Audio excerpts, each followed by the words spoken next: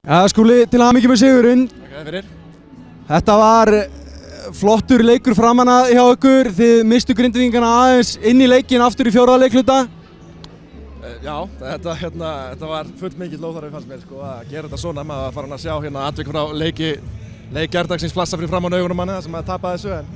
En þeir stóðu sig samt vel og þeir náðu að loka þessu með hausnum á sér. Það er náttúrulega erfitt að spila þegar maður er komið 20 og eitthvað stigum yfir og að halda haus. En við náðum að halda þessu gegn, það var flott. Geysilega flottur leikur hjá þínum mönnum og eins og þú segir, þið náðu að stoppa þá og þú varst ekkert sérlega kátur hana á hliðarlínu í fjórða leikhluta þegar Grindvíkingar voru að koma aftur inn í leikinn.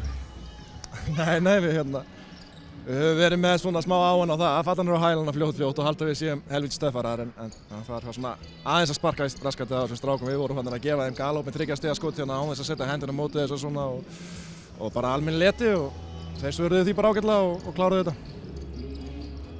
Skúli, til hamingju með þennan sigur.